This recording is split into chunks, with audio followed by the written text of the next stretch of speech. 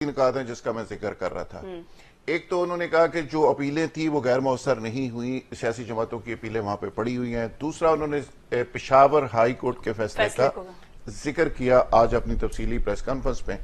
उसमें उन्होंने कहा जी 5-0 के साथ ये फैसला आया और उसको बुलडोज कर दिया गया। फिर साथ ही साथ उन्होंने ये सवाल उठाया कि आज ये फैसला हो जाना चाहिए कि पार्लियामेंट सुप्रीम है या कोई और अदारा सुप्रीम है। तो मेरा ख्याल है कि इसमें कोई कन्फ्यूजन नहीं होनी चाहिए। आइन इंसानों की फलाह बहबूद के लिए होता है। आइन कोई इस्मानी सहीफा नहीं है कि उसके अंदर तब्दीली नहीं की जा सकती। पार्लियामेंट का पूरा राइट है कि पार्लियामेंट उसमें अमेंडमेंट कर सके। ये सारे लोगों को मुंतखब करके पार्लियामेंट के अंदर हम भेजती इसलिए है कि वहां पे जाके वो अवाम की फलाह बहबूद के मुताबिक रियासत को चलाने के लिए, निज़ाम रियासत को चलाने के लिए वो वहां पे उसमें तरमीम कर सके, उसको बेहतर कर सके।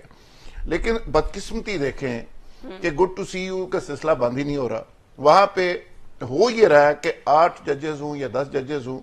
पहले ये जाती लड़ाई थी, अब ये अदारा जाती लड़ाई हो गई है। और वो जजेस हजरात, मैं तो ये तजवीज दूंगा कि या तो एक जज को उठा के प्राइम मिनिस्टर की सीट पे बिठा दिया जाए, दूसरे को उठा के स्पीकर की सीट के ऊपर बिठा दिया जाए, एक तीसरे साहब जो है उनको चेयरमैन सेनेट की सीट पे बिठा दें, ताकि ये फैसले सारे खुद ही करें, कानून साजी भी करें, उसकी तशरीह भी खुद कर लें। ये इस तरह रियासत का निजाम नहीं चल सकता। अगर रियासत के निजाम को चलाना है तो उसके लिए हर अदारे को अपनी डोमेन में रहना होगा। बिल्कुल मैंने जिस तरह कहा कि ये आइन का किताबचा को इस्मानी सहीफा नहीं है, इसके अंदर तरमीम हो सकती है। लिहाजा पार्लियामेंट ने एक अपना इख्तियार इस्तेमाल किया। जब भी किया वो आके सुप्रीम कोर्ट से ब्रेक लग गई। तो ये अब ब्रेकों का सिलसिला बंद होना चाहिए, ये लाइकिंग डिसलाइकिंग बंद होनी चाहिए। और फिर इसमें एक चीज मैं चाहूंगा कि 28 लाख केस पेंडिंग है, उसकी तरफ कोई नहीं जाता, उस पर कोई जज बात नहीं करता। वहां पे लोग रुल रहे हैं, जेलों के अंदर कैदी मर रहे हैं, उस पर कोई बात नहीं करता।